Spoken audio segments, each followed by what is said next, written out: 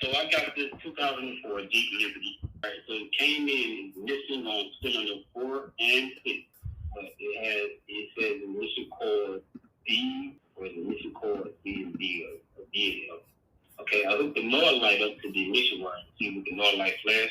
Yeah. The NOR light doesn't flash on Ford North, but it does flash on all the other things. You're talking about the ignition coils, right? Yes. What have you replaced for this so far?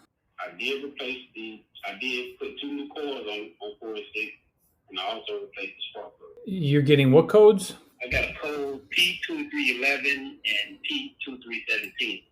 So that's the ignition cord B, secondary circuit, and the ignition cord L, secondary circuit. P20, repeat those codes, please. P2311 and P2317. And the PCM was not replaced, is that right? No, PCM has not been replaced. Okay. Well, the only thing I would recommend that you do, if possible, you're going to want to check the valve timing, and you're going to want to check the camshaft position sensor signal and the crankshaft position sensor signal. So the computer, the PCM, obviously uses the cam sensor and the crank sensor signals in order to generate spark on all cylinders. In some cases, we see that the timing is actually off a little bit, like a tooth or two off, and it confuses the computer, causing this problem. Or maybe there's a little bit of noise on the crank sensor circuit, crank sensor, the trigger wheel, or the signal coming from the crank sensor, which could affect the spark. What you would want to do is you would want to rule that out as a possible cause. The best thing to do would be to actually check this with a lab scope, both the cam and the crank sensors, make sure the signals are clean, a good clean square waveform, because we got a 3-wire sensor. Both of these are 3 wires. They're going to be on-off square waveforms. If that checks out good and the computer's receiving a good clean signal from both cam and crank sensor and they are in sync with each other, then at that point, you're going to want to make sure that the ignition coils, I think you said you replaced one or both of the coils, is that right? Wouldn't that affect all of the ignition coils?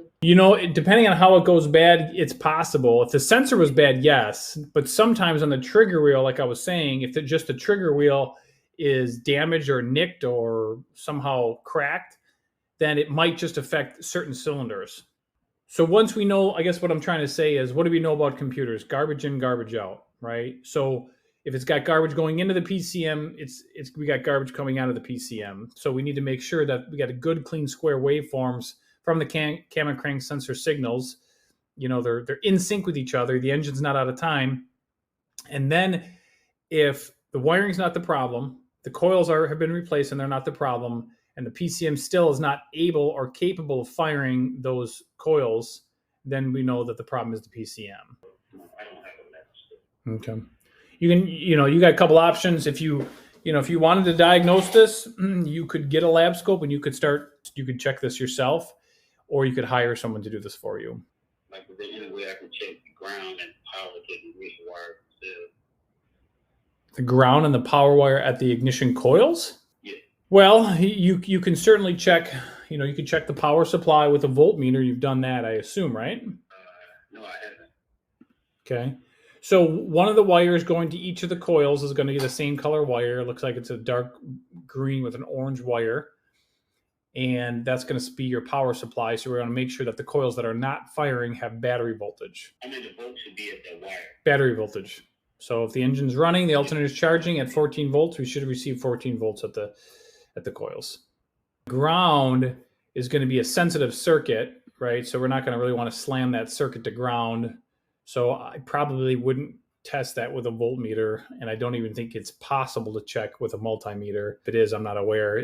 I think your best bet really is to use a lab scope on this circuit. Any other questions while we're on the phone, my friend? No, that's it. That's all. All right. Well, good luck, and let us know if anything comes up, okay? Thank you. You're welcome.